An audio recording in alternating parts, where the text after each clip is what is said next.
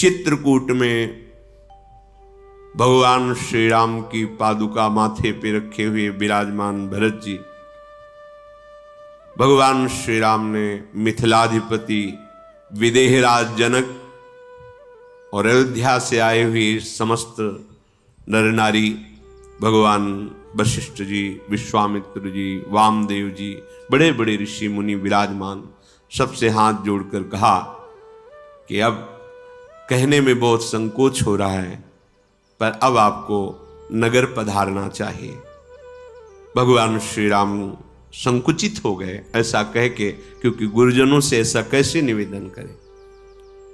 तत्काल सब भगवान की आज्ञा पर तत्पर हुए, चलने को तैयार हुए। भरत जी भगवान के चरणों में लौट गए, भगवान ने उठाकर हृदय से लगाया।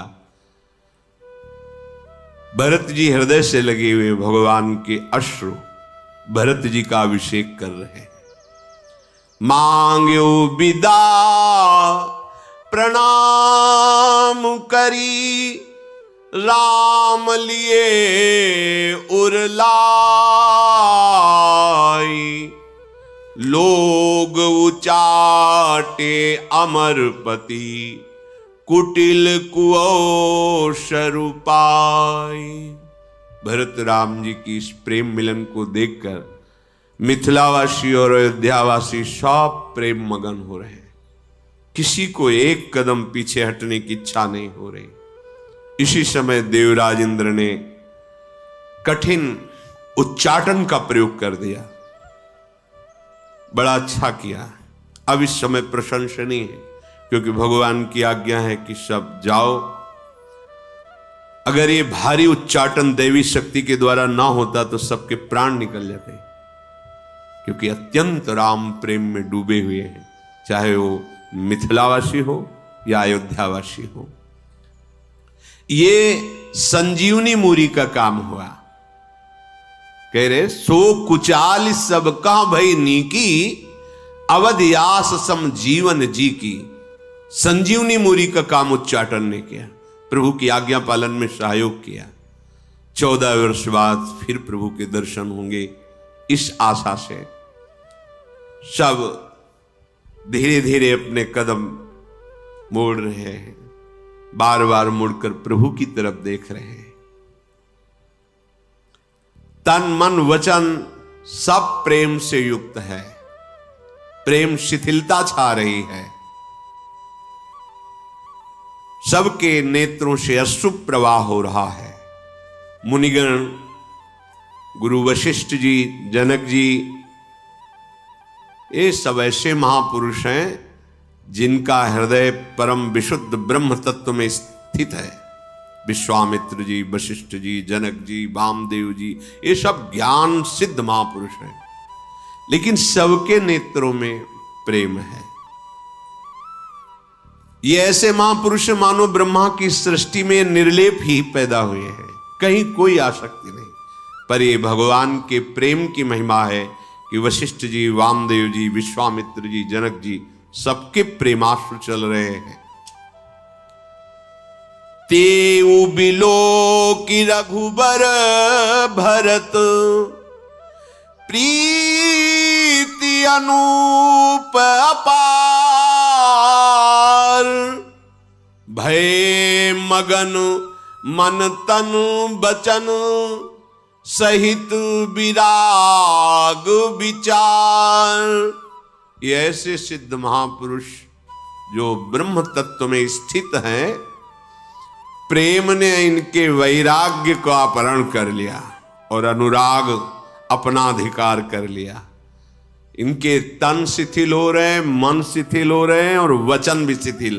तन मन वचन सबको बलात् प्रेम ने अपने अधिकार में, संपूर्ण उपासना में यही एक महाबली है प्रेम,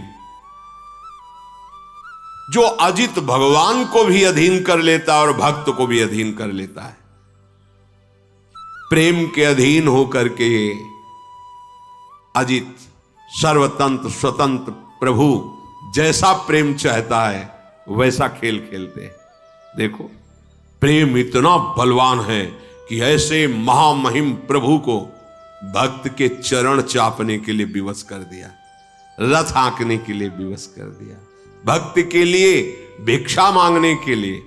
अनंत ब्रह्मांडों का सृजन करने वाले महादाता अपने भक्त बलि के सामने भिक्षा मांग रहे हैं, 3 पग भूमि का दान कर दो। ये क्या? ये प्रेम व्यवस्था, भक्ति व्यवस्था।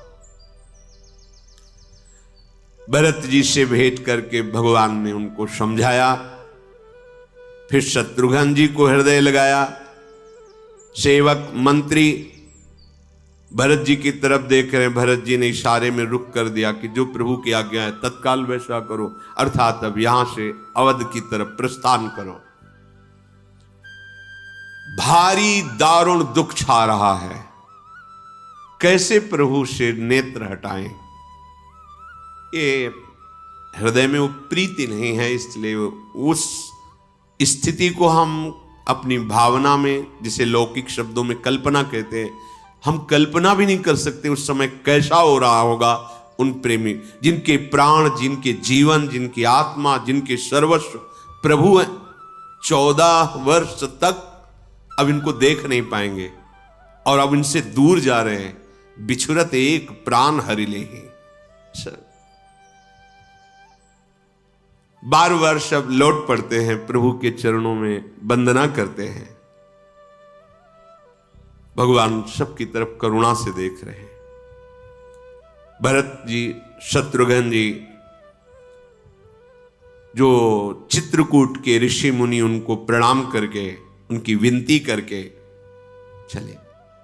फिर लक्ष्मण जी ने भरत शत्रुघ्न ऋषि मुनि जो अयोध्या की तरफ से आए थे, मिथिला की तरफ से आए थे, सबका सम्मान किया। हाथ जोड़ करके जनक जी से भगवान श्री राम ने कहा, पुर पगुधारी देय अशीषा, कीन धीर धरी गवन महिषा। आप आशीर्वाद दीजिए और आप मिथिला नगर पधारिए। जनक जी ने धैर्य धारण किया और प्रभु जैसा चाहते हैं तत्काल आदेश कर दिया प्रस्थान के लिए। आए हुए समस्त मुनि, ब्राह्मण, साधुओं को साक्षात भगवान का स्वरूप मान करके भगवान सम्मान कर रहे हैं, उनको भी विदा कर रहे हैं जो आए हुए ऋषि मुनि हैं।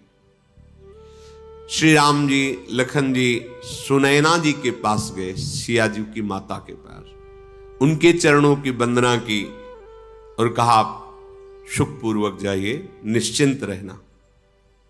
उन्होंने आशीर्वाद दिया राम लखन को। विश्वामित्र जी, वामदेव जी, जाबाली जी, ये बड़े बड़े सिद्ध महापुरुष आए हुए हैं, सबकी चरण वंदना की और यथा योग्य सबको प्रणाम विनय करके विदा किया। कृपा निधान भगवान सबसे मिल रहे हैं, क्योंकि सब जा रहे हैं ना, और ये राष्ट्र जैसे आए थे तो सबसे मिले, ऐसे जा रहे हैं तो एक एक नगरवास, छोटा बड़ा मंझला, जो जैसी स्थिति वाला, किसी को देख के, किसी को हृदय से लगा के, किसी से बात करके, सबको भगवान मिल रहे हैं। जब सब विदा हो रहे हैं तो पुनः भगवान माता कैकेयी के समीप गए। कैसा करुणामय स्वभाव है। जाकर चरण पकड़ लिया और कहा, मां कभी तुम ऐसा दुख मत मानना कि आपके वचन के कारण मुझे दुख हो रहा है, मैं वनवास में, आपने बड़ी कृपा की है, आपका प्रेम मैं हृदय से जानता हूं।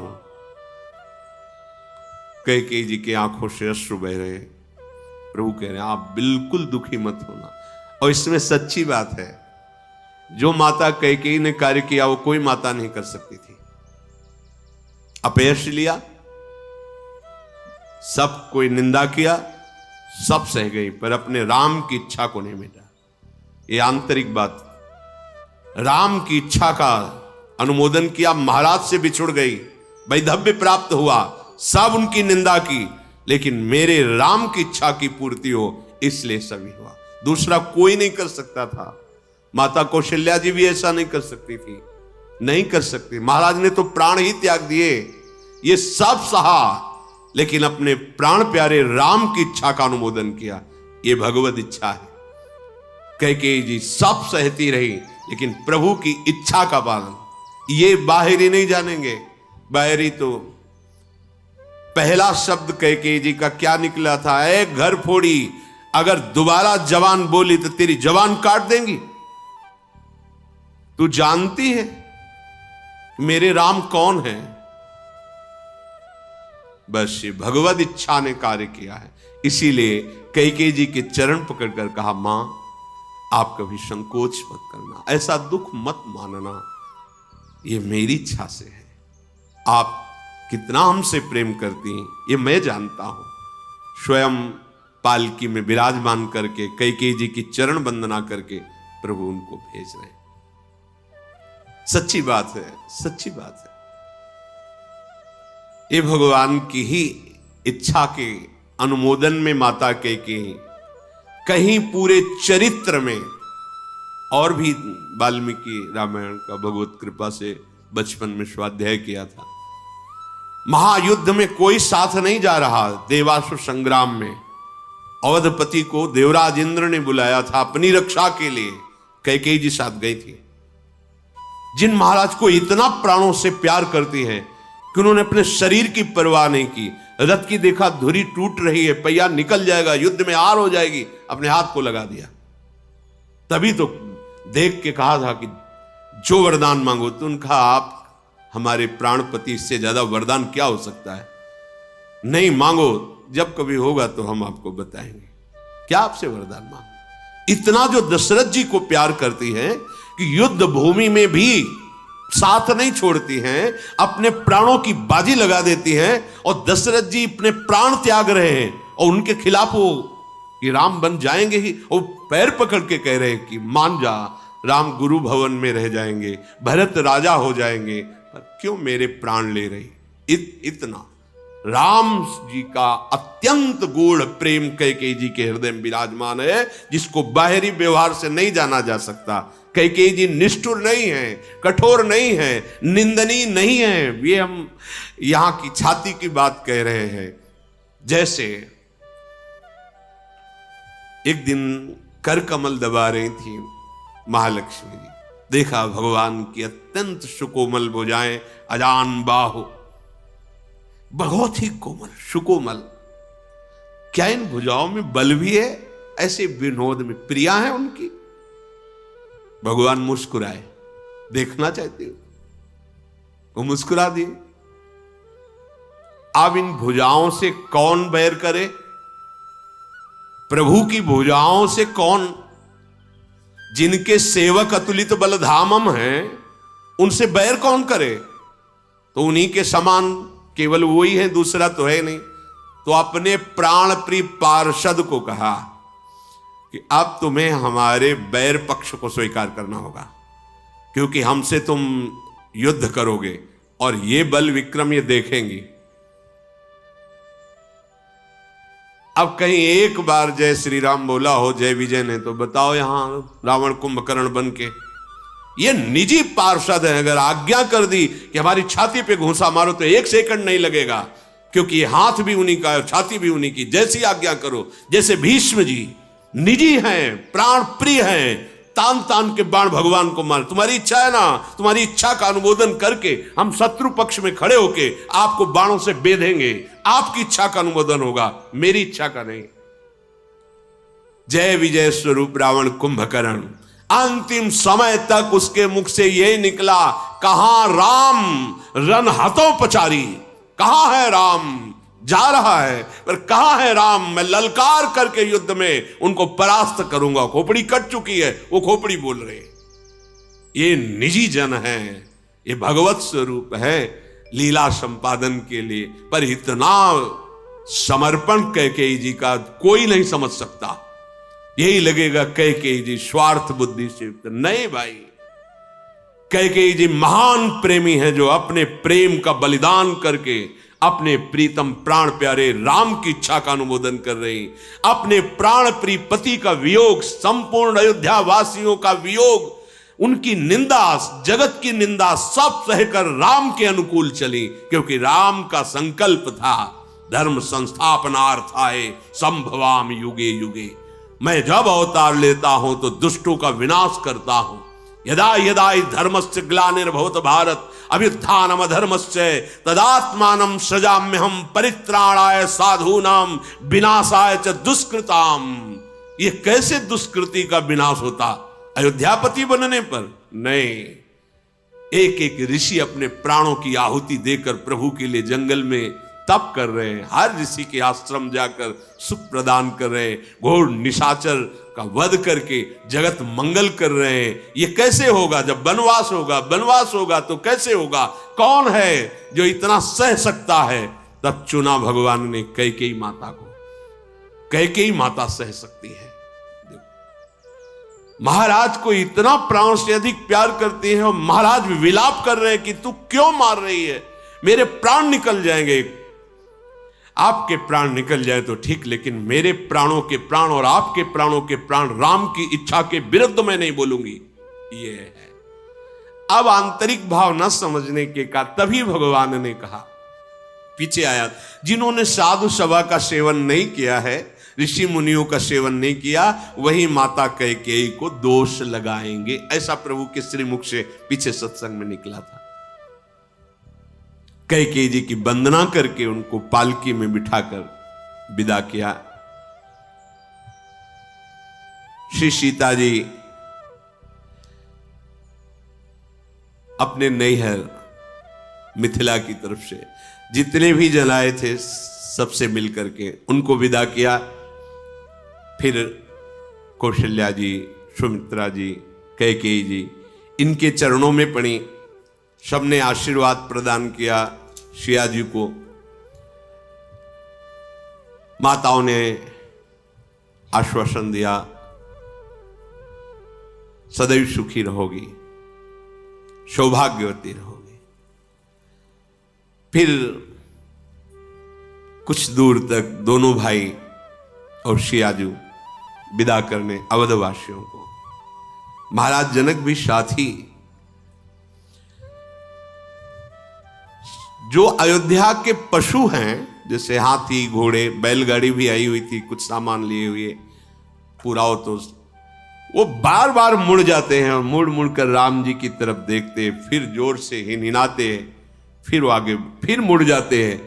जब पशुओं की ऐसी प्रेम दशा है तो अयोध्यावासियों की कैसी होगी। गुरु गुरुती पदबंदी प्रभु सीता लखन समेत, फिरे हर्ष विस्मय सहित आए परन निकेत। सबको विदा करके राम जी, लखन जी, सिया जी अपनी पर्ण कुटी में आए। इस समय हर्ष और विषाद दोनों है। हर्ष इस बात का है कि संपूर्ण वन में दुख पा रहे थे और भरत जी क्या कहेंगे, कहीं ऐसा ना हो कि भरत की प्रेम विवशता हमारे पिता की आज्ञा में बाधक बन जाए, लेकिन नहीं बनी। भरत जी भी राजी होकर जा रहे। संपूर्ण वनवासी जन जो सेवा में रत थे कंद मूल फल लाके देते थे और ये सब दुखी तो पा रहे थे। चलो सब अवध को जाएंगे, सब शांति, इसमें हर्ष है। और शोक इस बात का है कि ये सब चाहे जितना अवध में या मिथिला में रहे, इनके हृदय में जो हमारा अनुराग है, वो जब ये हमसे अलग रहेंगे तो इनके हृदय में जो पीड़ा होगी उसे कोई भोग, कोई पद, कोई सुख मिटा नहीं सकता है। निषाद राज हाथ जोड़े खड़ा हुआ था। प्रभु ने कहा विषाद का समय नहीं है, आप भी पधारिए। फिर कोल, किरात, भील जितने लोग थे सबको फिर प्रभु ने प्यार भरी दृष्टि से देखा। सब वापस हुए। आकर के अपनी उसी चौकी पर, वेदी पर रच की सिया राम लक्ष्मण विराजमान हुए। प्रभु की आंखों से बार बार आंसू टपक रहे। भरत जैसा प्रेमी, ये देखो किसकी याद आ रही है? भरत जी। भरत जैसा प्रेमी नहीं। चित्रकूट बहुत समय हो गया रहते हुए। अब हमें आगे बढ़ना चाहिए। प्रभु ने लखन और सियाजू से ऐसा कहा। चौकी पे बैठे हुए ऐसे दिखाई दे रहे मानो ज्ञान, वैराग्य और भक्ति विराजमान है। ज्ञान मूर्तिमान ब्रह्म तत्व राम जी, वैराग्य मूर्तिमान लखन जी और प्रेम भक्ति मूर्तिमान सियाजू। सानुज सिय समेत प्रभु राजत पर्ण कुटीर, भगति ज्ञान वैराग्य जनु सोहत धरे शरीर। जनक जी ने विचार किया कि अभी हमें मिथिला नहीं जाना, सीधे अवध जाना है। साथ में ही अयोध्यावासियों के साथ मिथिलावासी और जनक जी भी जा रहे हैं। सब नाम कीर्तन, भगवान के गुण कीर्तन करते हुए, और कोई कोई तो एकदम मौन चले जा रहे हैं, बस शुद्धि नहीं है। यमुना जी पार हुए, किसी ने कुछ खाया पिया नहीं। फिर आगे चलकर गंगा जी पार हुई श्रृंगवेरपुर में, वहां निषाद राज ने कुछ फल आदि की व्यवस्था की। फिर गोमती सही उतरकर 4 दिनों में चल करके अयोध्यापुरी पहुंचे। जनक जी अयोध्या में सब राजकाज की विधान को संभलवाया। मंत्री गुरु वशिष्ठ जी, भरत जी, इन सबको सावधान करते हुए कहीं भी कुछ भी तनिक भी आवश्यकता हो तुरंत सूचना दी जाए और सेवक उपस्थित है, ऐसा जनक जी कहकर फिर मिथिला को चले गए। अब अयोध्या में सब भगवान के दर्शन की आस से रह रहे हैं। राम दरस लगी लोग सब करत नेम उपवास, तजी तजी भूषण भोग सुख जियत अवध की आस। आहा, कैसा मंगलमय रहनी है। समस्त अयोध्यावासी नियम से रहने लगे, कोई भोग नहीं, ना शब्द स्पर्श रूप रस गंध, कोई भोग नहीं। उपवास पूर्वक, कभी थोड़ा फल, कभी जल, रात दिन नाम जप, प्रभु के रूप का ध्यान।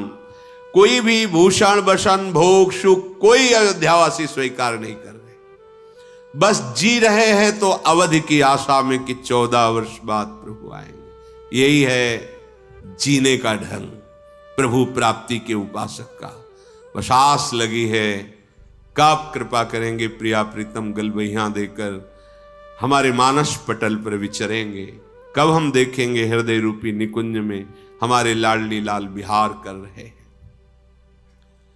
भरत जी ने मंत्रियों और विश्वास में समर्पित निज सैनिकों को, सेनापतियों को बुलाया और कहा, तुम सब प्राणपण से अयोध्या की रक्षा में सावधान रहो। शत्रुघ्न जी को बुलाया और कहा, तुम्हारी विशेष सेवा माताओं को देखरेख करते हुए उनको दुख ना पहुंचने पावे।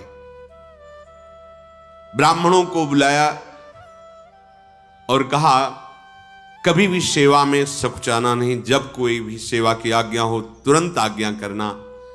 हम आपके सेवक हैं, छोटा बड़ा अच्छा मंदा जो आपका आदेश होगा बिना संकोच के आप करिएगा, हम आपकी सेवा में हैं, सुखपूर्वक रहिएगा। नगरवासियों को बुलाया, प्रजा को बुलाया और सबसे कहा, जब जिसको जो आवश्यकता हो, महाराज चक्रवर्ती सम्राट का ऐश्वर्य है, खजाने से लीजिए, किसी को कोई व्यापार आदि करने की जरूरत नहीं, खूब भजन, सब भजन करो, जो आवश्यकता हो लो, सुखपूर्वक रहो। शत्रुघ्न जी को सेवा समर्पित करके गुरुदेव वशिष्ठ जी के पास गए, साष्टांग दंडवत करके कहा, मैं एक आज्ञा पाना चाहता हूं, बोलो क्या तुम करना चाहते हो। तो उनका, प्रभु मेरे हृदय में आपके आशीर्वाद से नियम पूर्वक जीवन बिताने की इच्छा है, पर आप और भी ऋषियों को बुला लीजिए, पहले सिंहासन पर अभिषेक किया जाए भगवान श्री राम की पादुकाओं का। वशिष्ठ जी प्रेम पुलकित हो गए। जैसे राज्याभिषेक होता है ऐसे चरणों का राज्याभिषेक करके सिंहासन पर, अयोध्याधिपति के सिंहासन पर भगवान श्री राम की पादुका विराजमान हुई। भरत जी ने वशिष्ठ जी से आज्ञा ली और नंदगाम में एक फूस की झोपड़ी बनाई, पर्णकुटी। सिर पर जो सुंदर घुंघराले केस थे उनकी जटा बनाई, वल्कल वस्त्र धारण किया, पृथ्वी को खोदकर रजमय करके उसमें कुशा बिछा करके, कोई वस्त्र नहीं, ना कोई वस्त्र, ना कोई स्वर्ण पात्र, ना कोई ऐसी सुख सुविधा, सब का त्याग करके और भजन करते हुए सेवा में उपस्थित है।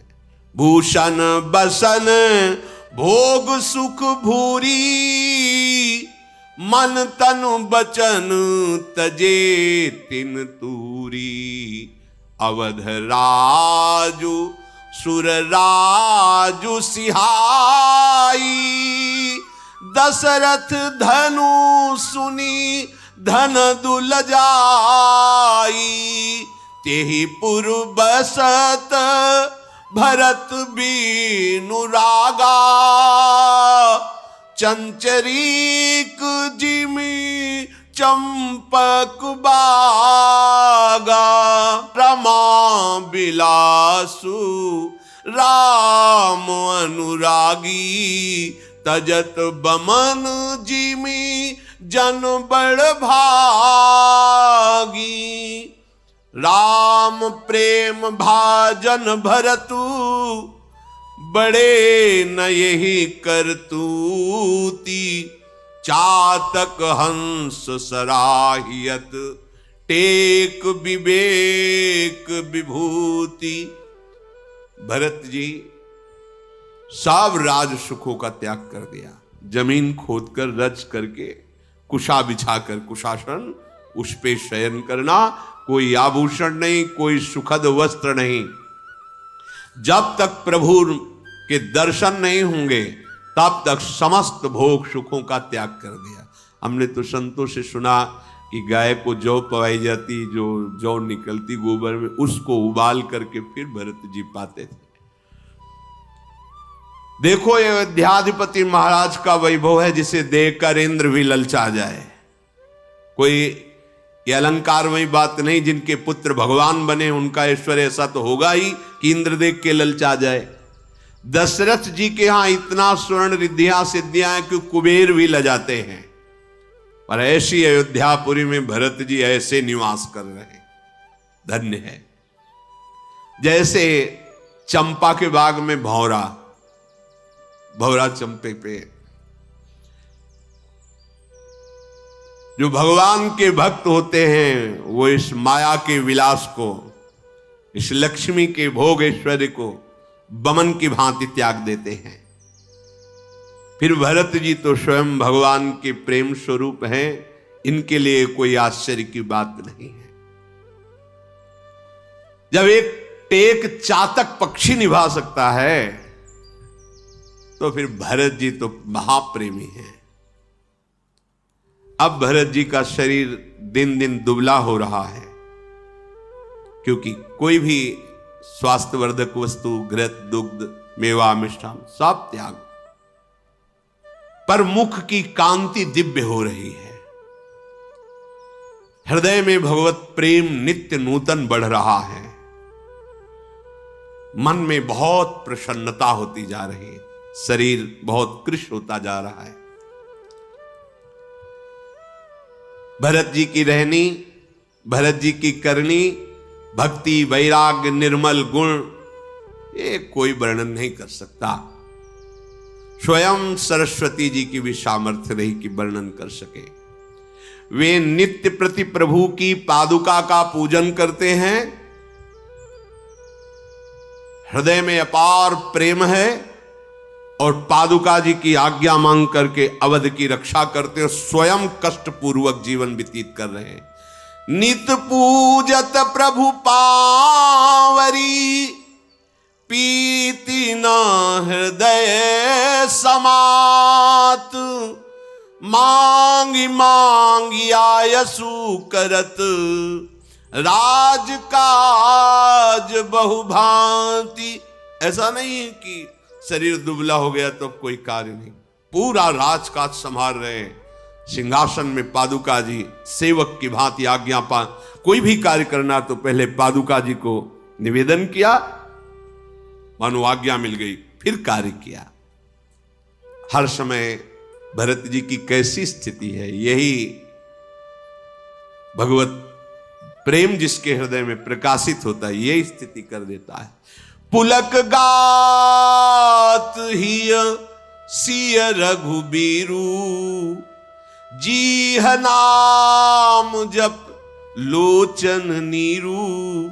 गदगद सुर नयना सजल, दंपति रस रहे भीन, ईगत वृंदा विपिन में फिरे प्रेम तल्लीन। हृदय में युगल विराजमान सिया राम, भरत जी की स्थिति, और जीव नाम जप कर रही। देखो सबसे बड़ी स्थिति है, इससे बड़ी कोई स्थिति नहीं। पुलक गात ही सिय रघुवीरू, और जीह नाम जपी और लोचन नीरू। बहुत बड़ी, इससे बड़ी कोई स्थिति नहीं होती। अब एक बात यहां कह रहे हैं कि लखन राम सिय कानन बसही, पर भरत भवन बसी तप तनु कसही। भगवान श्री राम लखन के लिए तो कहा वास कर रहे हैं, वनवास, लेकिन भरत जी के लिए वास नहीं कहा। यहां रहकर अपने शरीर को तप के द्वारा जला रहे, कष्ट सह रहे, समस्त इंद्रियों को निर्विषय कर। वहां तो कंदमूल फल ऋषि जन, यहां कैसे रह रहे। भरत जी अपार प्रेम में डूबे हुए एक एक दिन लिख रहे हैं। आज दिन, अब 14 वर्ष में इतने दिन रह गए, अब इतने दिन रह गए, ऐसे ऐसे हुआ। बस ऐसी ही उपासक के आज का दिन गया, पता नहीं आज दर्शन देंगे, आज मिलेंगे, शायद रात में मिल जाए, स्वप्न में आ जाए। हमारी चाह प्रतिपल उनके मिलन के लिए हृदय तड़पने लगे। ये भरत जी का पावन मंगलमय चरित्र है। जो आदर पूर्वक सुनेगा उसे निश्चित प्रभु के चरणों में प्रेम और संसार से वैराग्य प्राप्त होगा। अब प्रभु चरित सुनहु अति पावन, करत जीवन सुर नर मुनि भावन। अब इधर सुनो भगवान श्री राम का पावन चरित्र।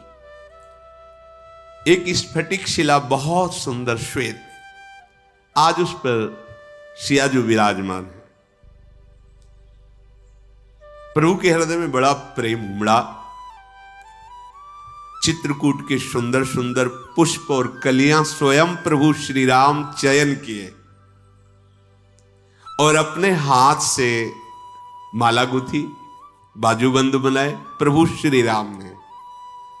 सिया जी के केस पास को संभाल करके बेणी, जगह जगह सुंदर फूलों की कलियों के आभूषण।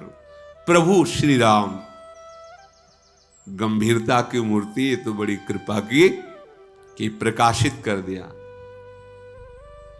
हमारे स्वामी तो प्रेम समुद्र हैं इनकी तो, पर हमारे स्वामी जब राम रूप में बहुत गंभीर, बहुत गंभीर। ये तो स्वयं सियाजू का श्रृंगार कर रहे राम जो। सीत ही पहिराए प्रभु सादर, पुलकित हो रहे, श्रृंगार कर रहे सियाजू का। स्फटिक शिला है इसलिए दर्पण की जरूरत नहीं है, क्योंकि सियाजू का प्रतिबिंब दिखाई दे रहा है। वैसे श्रृंगार कर एक सियाजू का प्रतिबिंब देख देख के प्रभु बहुत इस आनंद में तो प्रभु मगन हो रहे हैं। इधर देवराज इंद्र का पुत्र जयंत, उसको कि कितना बल है रघुनाथ जी में, ऐसा वो कौवे का रूप रखा और पंजा और चोंच मार करके सियाजू के चरण से रक्त की बूंदें निकलने लगी और उड़ा। सीता चरण चोंच हति भागा, मूड मंदमती कारण कागा, चला रुधिर रघुनायक जाना, सीक धनुष सायक संधाना। अचानक वो आया और सीता जी के श्री चरणों में ऐसे अत्यंत सुकुमारी सियाजू को रक्त की बूंदें, उसकी चोंच और पंजे के प्राण। प्रभु ये इतना धूर्त कौन हो सकता है? देखा कि ये तो देवराजेंद्र का पुत्र जयंत है। तत्काल एक सीख ली और संधान किया ऐसे। वो भागा, उसने जानना चाहता कि भगवान का बल कितना है। इसमें खास बात है, जब प्रभुता होती तो अहंकार आ ही जाता है। देवराजेंद्र का पुत्र है, राजकुमार है, त्रिभुवनपति का, तो उसको समझ में नहीं आ रहा है बनवासी प्रभु के रूप को देखकर ऐसा अपराध कैसे कोई कर सकता है। अब वो साधारण सीख थोड़ी है, भगवान के द्वारा चलाई तो पेरित मंत्र ब्रह्म सर धावा, साक्षात ब्रह्मास्त्र बन गया। वो सीख उठाई ऐसे किया तो ब्रह्मास्त्र बन गया, ब्रह्म सर होकर के ब्रह्म बाण बन करके पीछे लग गया, भागा वो। अब असली रूप में अपने कवि का रूप त्याग कर जयंत रूप में अपने पिता के पास गया। देवराज इंद्र ने कहा तुरंत यहां से निकलो, पूरी इंद्रपुरी भस्म हो जाएगी, क्योंकि भगवान के द्वारा संधान किया हुआ बाण तुम्हें नहीं रख सकते। पिता ने तत्काल हटा दिया। राम विमुख राखा ते ना, तुम भगवान का अपराध करके चलो निकलो यहां से। भानिराज जी मन त्रासा, जथा चक्र भय ऋषि दुर्वासा। आज स्थिति ऐसी हो रही जयंती की जैसे दुर्वासा जी की हुई थी, सुदर्शन चक्र पीछे। ऐसे ही इसमें भी बड़ी कृपा है भगवान की। सुदर्शन चक्र को आदेश किया था केवल इनको भय देना, दुर्वासा जी को मारना नहीं। ऐसे ही ब्रह्मास्त्र को भी आदेश किया था कि केवल इनको भय देना, मारना नहीं, नहीं तो एक कदम नहीं भाग पाते। ब्रह्मास्त्र से तेज गति थोड़ी किसी देवी देवता की, तो महान शक्ति ब्रह्मास्त्र अमोघ अस्त्र है। अब भाग रहे जैसे दुर्वासा जी। ब्रह्मधाम शिवपुर शवलोका, फिरा श्रमित व्याकुल भय शोका। काहू बैठन कहालक ओही, राख को सकई राम कर द्रोही। भगवान का अपराध करने वाले की कहीं ठौर नहीं मिलती, जहां जहां गए वहां से भगा दिए गए। जो भगवान का अपराध कर देता है तो मातु मृत्यु पितु समन समाना, सुधा होई विष सुनु हरि जाना। मित्र करई सत रिपु कै करनी, ता कहूं विबुध नदी बैतरनी। सब जगु ताही अनलहुते ताता, जो रघुबीर विमुख सुन भ्राता। किसी ने कहीं भी उसको ठौर नहीं दिया, जयंत को भागता रहा। भगवान का द्रोही जो है उसे कौन विश्व में रख सकता है। उसके लिए माता भी अगर प्यार करेगी तो मृत्यु के समान हो जाएगी। पिता यमराज की तरह दंड देने वाले हो जाएंगे। अमृत पिलाया जाएगा तो भयानक विष बन जाएगा। मित्रता से वो प्यार करेगा तो सैकड़ों दुश्मनों के समान दुख देने वाली उसकी मित्रता बन जाएगी। गंगा जी भी उसके लिए यमपुरी की नदी बैतरणी हो जाती है, जिसमें पीप मवाद आदि होता है। रघुनाथ जी से, भगवान से विमुख होकर कोई भी उपाय कर लो, सुखी नहीं हो सकते। सारा जगत उसके लिए अग्नि से भी अधिक जलाने वाला बन जाता है। जब नारद जी ने देखा कि अब इसकी कहीं ठौर नहीं, ये संतों का हृदय होता है। नारद देखा विकल जयंता, लागी दया कोमल चित संता। सामने आया उनका जैन, तुम्हें कोई नहीं बचा सकता, अगर बचना चाहते हो तो सिर्फ राम चरणों की शरण में जाओ, वही बचा सकते हैं, दूसरा कोई नहीं। पठवा तुरत राम पैताही, कहसी पुकारी प्रणत हित पाही। आतुर सभय गहसी पद जाई, त्राहि त्राहि दयालु रघुराई। अतुलित बल अतुलित प्रभुताई, मैं मति मंद जानी नहीं पाई। निज कृत कर्म जनित फल पायो, अब प्रभु पाही शरण तकियायो। नारद जी ने कहा भाई तू भाग के जा भगवान की शरण में, वो शरणागत रक्षक हैं, वही बचा सकते हैं। भयभीत व्याकुल महान दुखी जयंत दौड़ के गया, भगवान श्री राम जी के चरणों में गिर पड़ा। हे दयालु रघुनाथ, रक्षा कीजिए, रक्षा कीजिए। आपके अतुलित बल, आपकी अतुलित प्रभुता को मैं मंद बुद्धि जान नहीं पाया। अपने किए कर्म का फल तो मैं पा गया, त्रिभुवन में भागता घूमा, किसी ने रक्षा नहीं की। हे प्रभु त्राहि माम, रक्षा कीजिए। शरणागत वत्सल, आप मुझ शरणागत की रक्षा कीजिए। भगवान का बाण अमोघ है, एक बार अगर संधान हो गया तो लक्ष्य का भेद होना ही होना है।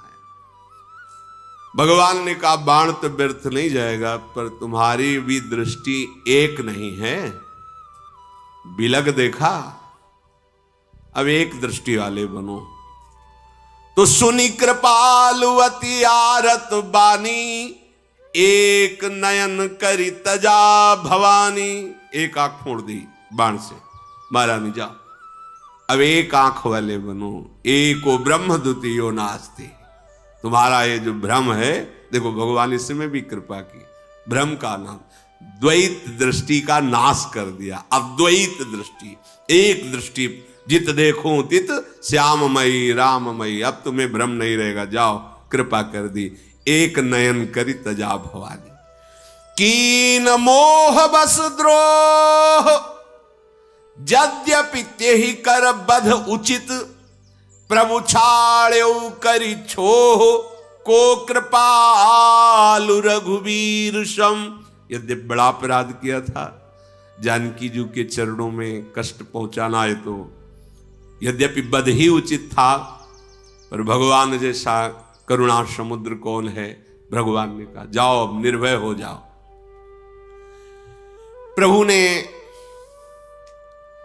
श्रिया जी और लखन जी से कहा अब यहां ठीक नहीं आगे बढ़ा जाए, क्योंकि यहां सबको परिचय मिल चुका है, अब ऋषि मुनि आते रहेंगे, बड़ी भीड़ लगेगी, इसलिए अब यहां के मुनियों से विदा लेकर के आगे चलना चाहिए। प्रभु वहां से आगे चले।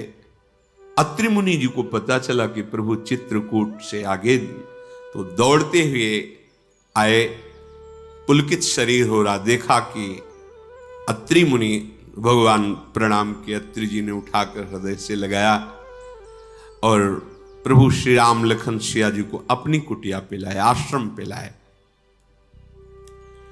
सुंदर आसन बिछाया, प्रभु विराजमान हुए, सुंदर जल मूल फल समर्पित किए।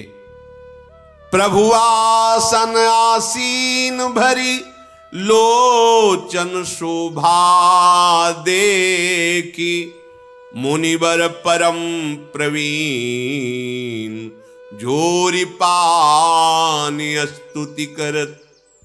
जब प्रभु आसन पे विराजमान है, जो ही दृष्टि दी तो बोध हो, साक्षात ब्रह्म परमात्मा परम तत्व। आहा, पुलकित हो गए अत्रि जी और विनय कर रहे, नमामि भक्त वत्सलम, कृपालुशील कोमलम, भजामि ते पदाम्बुजम, अकामिनां स्वधामदम् निकाम श्याम सुंदरम भवाम्बुनाथ मंदरम प्रफुल्ल कंजलोचनम मदादि दोष मोचनम प्रलंब बाहु विक्रमम प्रभो प्रमेय वैभवम निसंग चाप शायकम धरम त्रिलोक नायकम दिनेश वंश मंडनम महेश चाप खंडनम मुनीन्द्र संत रंजनम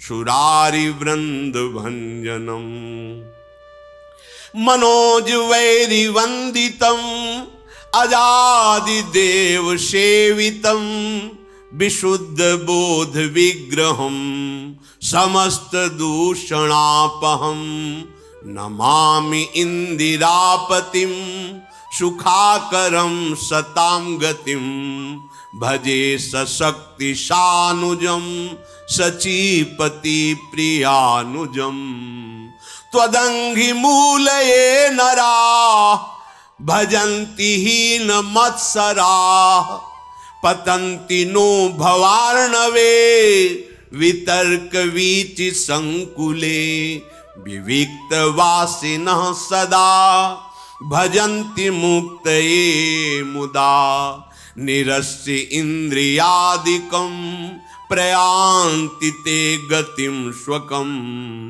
तमेकमद्भुतं प्रभुं निरीहमीश्वरं विभुं जगद्गुरुं च शाश्वतं तुरीयमेव केवलं भजामि भाववल्लभं कुयोगिनां सुदुर्लभं स्वभक्त कल्प पादपम समम सुसेव्यमन्वहम् अनूप रूप भूपतिम नतोह मुर्विजापतिम प्रसीद में नमामि ते पदाब्ज भक्ति देहि में प्रसीद में नमामि ते पदाब्ज भक्ति देहि में पदाब्ज भक्ति देहि में पदाब्ज भक्ति देहि में। हे भक्तवत्सल, हे कृपालु, हे कोमल स्वभाव वाले मेरे प्रभु, मैं आपको बार बार नमस्कार करता हूं। जो निष्काम भाव से आपका भजन करते हैं, आप उनको अपना परम धाम दे देते हैं। जो आपके चरणों का आश्रय लेकर निष्काम भाव से भजन करते हैं, वो भगवान की दिव्य लीला में प्रवेश होते हैं। परम धाम का भाव भगवान की दिव्य लीला में प्रवेश होना। आप श्याम सुंदर हैं। ये आवागमन रूपी जो संसार समुद्र है, इसके लिए आप मंदराचल के समान हैं। अर्थात इस मृत संसार में एकमात्र अमृत भगवान है, उनका नाम, उनके चरणों का आश्रय। हे कमल के समान नेत्र वाले, आपके ही आश्रय से अहंकार छूटता है। अहंकार छूटना ही संसार से मुक्त होना है। मदादि दोष मोचनम, भगवद आश्रय से, भगवत भक्तों के आश्रय से यह अहंकार नष्ट हो जाता है। हे प्रभु, आप सदैव सारंग धनुष और तरकश लेकर अपने भक्तों को निर्भय करते रहते हैं। तीनों लोकों के स्वामी, सूर्यवंश के भूषण, हे महादेव जी के धनुष को भंग करने वाले, मुनिराजों और संतों को आनंद प्रदान करने वाले, देव शत्रु असुरों का संहार करने वाले, हम आपकी शरण में हैं। आप कामदेव के शत्रु महादेव जी के द्वारा भी वंदित हैं। ब्रह्मादि देवताओं के आप वंदनीय हैं। वो सदैव आपके चरणाश्रित रहते हैं। आप विशुद्ध ज्ञान में विग्रह और समस्त दोषों को नष्ट करने वाले हैं। हे श्रीपते, हे सुखों की खान, संत पुरुषों के एकमात्र आप सहारे हैं। संत पुरुषों के एकमात्र आप सहारे हैं। अर्थात वही संत है जिसको एकमात्र भगवान का ही भरोसा, आशा, बल आश्रय, आपको हम नमस्कार करते हैं। आपने ही देवताओं की रक्षा के लिए वामन रूप धारण किया। आप सियाजू और लखनजू के साथ सदैव हमारे हृदय में प्रकाशित रहें। जो मनुष्य भजंति हीन मत्सराहा, बहुत सूक्ष्म विषय यहां कहा। भजन करने वाले और सब दोषों को तो नष्ट कर देते हैं भजन प्रभाव से, पर एक दोष बड़ा जोर का होता है जो बना रहता है बहुत ऊंचाई तक, जिसे मत्सरता कहते हैं। मेरे से आगे बढ़ा जा रहा है, इस बात की जलन, मत्सर। ये भजन में भी होता है कि अपने से ज्यादा भजनानंदी को देखकर, उसका यश सुनकर हृदय में एक जलन पैदा होना, ये भजन में बहुत बाधक है। कंचन तजना सहज है, सहज तिया का नेह, मान बड़ाई ईर्ष्या दुर्लभ तजनाए। तो त्वदंघ्रि मूल ये नरा भजंति हीन मत्सराहा। जो मत्सरता का त्याग करके, डाह का त्याग करके आपके चरणों का भजन करते हैं, उनके हृदय में फिर कोई तर्क वितर्क नहीं रह जाता। वो आवागमन चक्र में पुनः नहीं फंसते हैं। जो एकांतवासी विविक्तवासिनः सदा भजन्ति मुक्तये मुदा, जो सदैव हृदय देश में अन्य कोई वासना, अन्य कोई संग, अन्य कोई राग द्वेष चिंतन नहीं करते, सदैव इंद्रियों को अंतर्मुख करके एक आके आपका भजन करते रहते हैं, आपके चिंतन में रहते हैं, वो सदैव प्रसन्न रहते हैं और उनको आप अपने स्वरूप का अनुभव करा देते हैं। प्रभु आप अद्वितीय हैं, आपका रूप अद्भुत है, माइक नहीं है, आप सर्व समर्थ हैं, आप में कोई इच्छा नहीं है। हे ईश्वरों के ईश्वर, हे व्यापक, हे जगत गुरु, हे सनातन नित्य तुरी परम तत्व, केवल अपने स्वरूप में स्थित हो। जो भाव युक्त हैं, अन्य भावों का त्याग कर, वो तो आपको प्राप्त होते हैं, लेकिन जो विषय भाव में मगन रहते हैं, ऐसे लोग आपका परिचय नहीं जान सकते। कुयोगी नाम सुदुर्लभम। कुयोगियों के लिए क्या है भगवान, क्या है भगवदानंद, क्या सुख नाम में है, कैसे हमारे सारे दुखों का निवारण, इस बात पर वो ध्यान नहीं देते हैं। उनके लिए आप अत्यंत दुर्लभ हैं।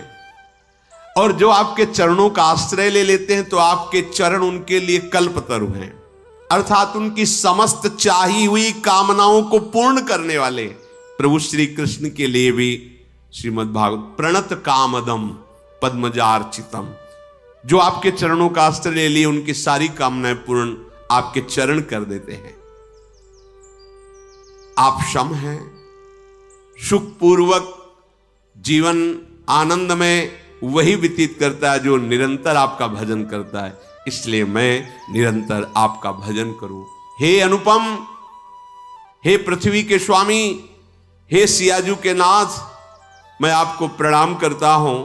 आप प्रसन्न होइए, अपने चरण कमलों की प्रेम लक्षणा भक्ति प्रदान कीजिए। अत्रि जी ने भगवान की विनय की, सिर नवाकर हाथ जोड़ा और कहा, मेरी बुद्धि कभी भी आपके चरण कमलों को ना छोड़े। हे नाथ, आज मैं अपनी समस्त तपस्या का फल प्राप्त कर लिया, आपको सामने देख रहा हूं। सीता जी अनुसुईया जी के समीप हैं। अनुसुईया जी ने देखा कि चरण वंदना कर रही सियाजू, आशीष दिया, अचल सुहागवती भाव। कुछ प्रसाद वाणी का ऋषियों का स्वभाव होता है, मंगल में वचन कहना। कुछ आभूषण सी अनुसुईया जी के थे, उस सियाजू को समर्पित किए और कहा, सुनो, माता पिता भाई बंधु ये सब परिवार के जन होते हैं, ये सब हितकारी, ठीक है, परंतु पत्नी का जो एक धर्म है उसे पातिव्रत धर्म कहते हैं। जानकी जी यदि केवल अपने पति को भगवान मानकर और उनकी आराधना में, तो वो मोक्ष पदवी भी प्राप्त करती और जो चाहे वो प्राप्त कर सकती है। पातिव्रत धर्म में बड़ी भारी सामर्थ्य है। सच्चाई की परीक्षा तो तभी होती है जब विपत्ति आती है। तुम धैर्यवान हो, तुम धर्मात्मा हो, तुम हमारे मित्र हो या तुम हमारे अर्धांगिनी हो, इसका परिचय तो तभी मिलता है जब विपत्ति हो। अर्थात मित्र विपत्ति में हो तो उस समय उसे छोड़ना नहीं चाहिए। तुम विपत्ति में हो तो धर्म नहीं छोड़ना चाहिए, धैर्य नहीं छोड़ना चाहिए। अगर पति विपत्ति में है, बहुत संपत्ति अपहरण हो गई, ऐसे पति का किसी भी तरह से मन न दुखावे कि अब आपके पास तो कुछ रह नहीं गया, हमारी आप कामनाओं को पूर्ण नहीं करे। तो धीरज धर्म मित्र अरुणारी, आपद काल परखे चारी। जो ऐसी स्थिति में अपने पति का सहयोग करती है। वनवास हुआ, सियाजू ने ना तो जनकपुर का सुख स्वीकार किया ना अवधपुर का। कहा जहां प्रभु श्री राम के चरण, वहीं मुझे करोड़ों अयोध्या जैसा सुख मिलेगा। यदि कोई स्त्री, अनुसुईया जी उपदेश करें सियाजू को, अपने पति का किसी कारणवश अपमान, धन नहीं है, उतना विद्वान नहीं, उतना ज्ञान नहीं, और तुम्हारे ही कर्मवश तो तुम्हारा पति बना है, उसका अपमान, पातिव्रत धर्म की यहां चर्चा करें। क्योंकि सबसे बड़ी पतिव्रताओं में शिरोमणि हैं श्री अनुसुईया जी, जिन्होंने भगवान हरि, हर और ब्रह्मा को 6-6 महीने के बालक बना दिया अपने पातिव्रत धर्म से। वो कह रहे हैं कि पति का अपमान न करें, अपने भगवान के समान समझे। यहां पातिव्रत धर्म की चर्चा प्रपंच की नहीं, बात यहां बहुत अध्यात्म की चरम ऊंचाई की बात करें अनुसुईया जी। इसको लौकिक में घसीटोगे ना तो ये तर्क वितर्क के सब। अगर हमारा इष्ट धर्म जोर का है ना तो सामने कुछ हो ही नहीं सकता। इसका प्रमाण हम तुम्हें देते हैं। जालंधर राक्षस और वृंदासती परम पवित्र चिदानंद भगवान को पति वरण करने के लिए तपस्या कर रही। देवर्षि नारद जी आए, तुम्हारा क्या उद्देश्य है? तो वृंदा ने कहा हमारा उद्देश्य है भगवान श्री हरि को पति रूप में प्राप्त करना। तो उनका पहले तुम्हारे पातिव्रत धर्म की परीक्षा होगी, तुम एक निष्ठ हो कि नहीं, तो आज्ञा कीजिए। उनका जालंधर को पति रूप में स्वीकार करके और पातिव्रत धर्म को आप प्रमाणित कीजिए, नारायण तुम्हें पति रूप में प्राप्त हो जाएंगे। कोई भी बड़े से बड़ा देवता जालंधर का बाल बांका भी नहीं कर पाया।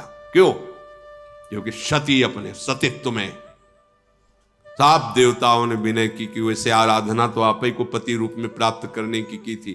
नाथ आप स्वीकार कीजिए, नहीं तो जालंधर का आतंक, राक्षस और पतिव्रता वृंदा, वही तुलसी जी के रूप में और शालिग्राम के रूप में श्री हरि।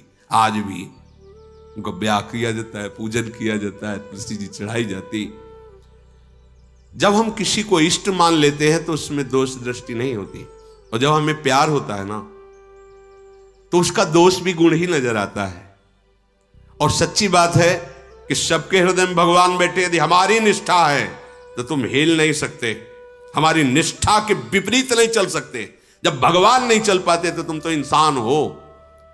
ये था माम प्रपद्यन्ते तास्ते, मेरे लाला बनकर घुटने के बल हमारे आंगन में चलो तो अनंत ब्रह्मांडों का पिता घुटनों के बल चल रहा नंद बाबा के आंगन में या महाराज दशरथ जी के आंगन में। मंगल भवन अमंगलहारी, द्रवहुषु दशरथ अजीर बिहारी। दशरथ जी के आंगन में विचरने वाले, कैसी लीला! अनंत ब्रह्मांडों का पिता बालक बन करके जब वो बन सकता है तो तुम्हारे निष्ठा और पातिव्रत धर्म में वैसे ही चलेगा जैसे तुम विचार करोगी, क्योंकि तुम्हारा पातिव्रत धर्म पवित्र। हमारा क्या होता है कि हम दूसरों के तो दोष फटाक से बोल देंगे। बैक में आप दृष्टि घुमाओ अपने ऊपर, तब लगेगा वो तो कम है। अगर हमारी बात खुल जाए बहुत ही हम गलत हैं। संत सदैव सत्य स्वभाव वाले साधक उपासक बाहर नहीं देखते, अपने अंदर देखते हैं। अपने दोषों को मिटा दो तो बाहर केवल भगवान या दूसरा कोई है ही नहीं। श्री अनुसुईया जी बड़ा सुंदर गृहस्थी में स्त्री शरीर पुरुष शरीर जो धारण की, इनको भगवत प्राप्ति का सहज उपाय बता रहे। और यह ऐसी सामर्थ्य अब इसकी चर्चा आगे। श्री राधा वल्लभ लाल की।